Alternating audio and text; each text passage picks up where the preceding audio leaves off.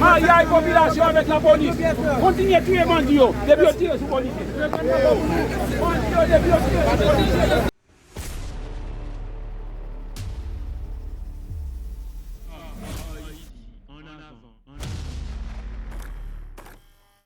Premier défenseur citoyen, premier défenseur et monde qui travaille dans l'administration publique, dans l'État. Nous espérons que nous sommes capables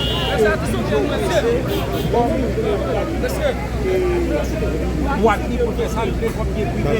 Nous souhaitons faire une harmonisation avec l'organisation pour harmoniser et société civile, l'organisation pour faire marché doit se mettre dans le pays. Parce que nous, un pays hypothéqué, son pays de non-droit. Tout les gens qui ont question l'état des droits, ils ont rouge, donc on nous bataille pour sauver l'état des droits, on nous bataille pour l'immunité, on nous bataille pour renforcer l'institution. C'est pour ça que nous la journée aujourd'hui. Et par rapport avec ça, nous représenter pour l'intégrité, pour la moralité, pour ça, les mettre déjà dans la justice là, nous encourager pour continuer même travail ça et dans l'intérêt des gens pour faire progresser le marché. Nous espérons tout. Nous souhaitons pas garder la chasse sur le ciel. Ça n'est pas parce que comme si nous étions là, nous venons pour changer tout le monde. Il y a des gens qui sont là, ils sont là, et nous continuer à garder chaque patron et puis pour ranger et puis ça qui est bon pour renforcer. Et maintenant, c'est le Parlement qui peut remplacer, c'est le processus. Bien sûr, on va compter sur ça. Bon, comme nous connaissons que M. Moïse passe un bout de l'appareil comme juge, il y a le monsieur réussi. Moi, je ne vais pas réussir. Pourquoi on est là dans la conversation? Moi, je suis victime en plus de la justice. Mais bon, bagage nous aujourd'hui, qui est important que nous soulignions. Le ministre de justice n'est pas présent. Alors que le ministre de justice est là. Ça, c'est un mauvais signe qui montre que la question de droit monde, l'état des droits, droit femmes, il faut dignité, pas une priorité pour le gouvernement et qui là, parce que nous parlons de comprendre, et le ministre de justice pas à côté du ministre de l'Éducation nationale là, non, et installer de nouveaux protecteurs. Ça veut dire, il montre que les questions de droits humains pas une priorité pour nous. Moi, c'est l'éducation voyez. En tout cas, il va dire que la ministre de la justice a été depuis des ans dans il n'est pas venu, ça son mauvais signe. Ça montre clairement que le juge a installé sur les gens à l'intérieur du PCA et différents cabinets. Maître Morin, et je le redis, désormais, vous êtes placé à la tête de l'Office de la protection des citoyens pour apporter des solutions aux problèmes des citoyens et citoyennes. Mesdames et messieurs, je vous demande de vous mettre debout pour accueillir le nouveau protecteur des citoyens. Dans un monde où les droits et les intérêts des citoyens doivent être constamment protégés et défendus, il est essentiel de disposer d'une voix forte et indépendante, ce qui est aujourd'hui la raison de notre présence ce matin, c'est pour assurer la continuation au sein de l'Office de la protection du citoyen. Mesdames, Messieurs, honorables invités, permettez que je vous présente encore le nouveau protecteur du citoyen dans ses propos de circonstance. Mesdames, Messieurs, le protecteur du citoyen, le magistrat Jean-William Morin.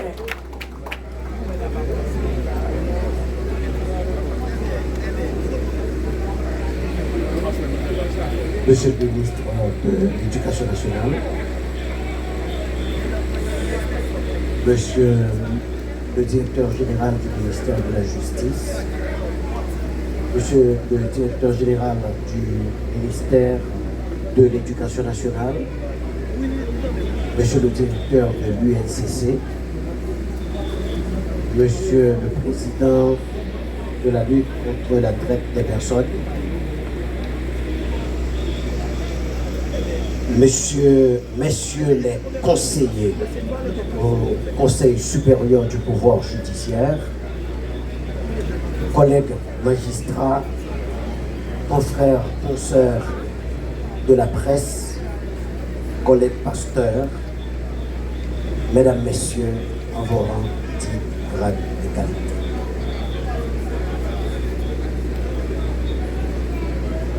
Je voudrais en tout premier lieu remercier le Seigneur, le grand Dieu, en Jésus-Christ, qui m'a façonné et qui a fait de moi l'homme qui est devant vous ce matin. Que le nom du Seigneur soit glorifié. Me voici sur le point de prendre la commande de l'Office de protection des citoyennes et citoyens à une époque où le pays traverse la plus grande crise sécuritaire de son histoire. Reconnaissons-le tout de suite. Autant qu'Haïti est connu comme étant la première république noire indépendante du monde, à ce titre, la première à avoir proclamé le principe de liberté des peuples et l'égalité d'entre les races. Autant qu'Haïti est perçu aux yeux du monde entier depuis quelque temps comme un État failli. Il est indéniable aussi que lorsqu'on évoque le concept État dans le champ administratif, il se ramène, pour faire simple, à une synthèse des différentes branches de l'administration publique. En d'autres termes, c'est la faillite de l'administration publique haïtienne en général, dont il est question aujourd'hui, celle des élites haïtiennes, sous toutes les formes, donc notre faillite. Nos échecs, notre incapacité de faire face aux grands défis de l'existence en tant que peuple sont palpables et tangibles aux yeux du monde entier. Ils s'apparentent à l'image de milliers de billes renversées à même le sol, claquant, sautillant à tout va, qu'il convient de ramasser. Difficile de savoir où commencer, quand et à quel rythme.